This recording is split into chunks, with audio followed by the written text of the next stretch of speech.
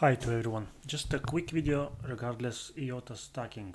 So I have in my wallet basically two wallets or two accounts, call it the way you want, and I want to stack now my IOTAs. I have in one wallet two IOTAs and three more in other one.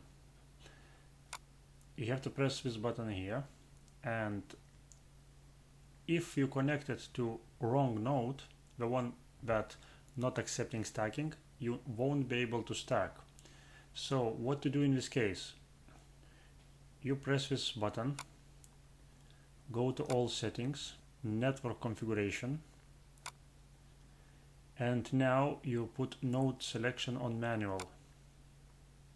Scroll a little bit down, add node, and type in this text. Once you type in this text, press add node.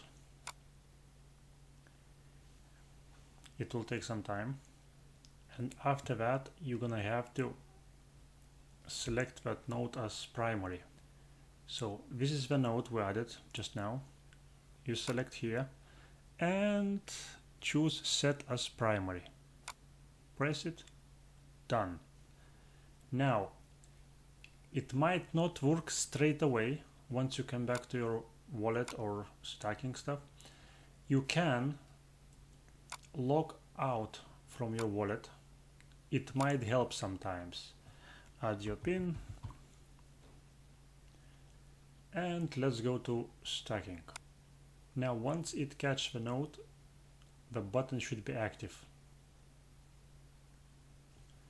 Here we go. So you press this button, stake funds, blah blah blah blah blah, press alright, and now you choose the one you wanna stack, the wallet. For example, you choose stake 1, you choose which what happened here, below maximum reward. Okay, this is just a test, so basically I understood that you need to have more than two IOTAs to stack for both, so we just stack for assembler.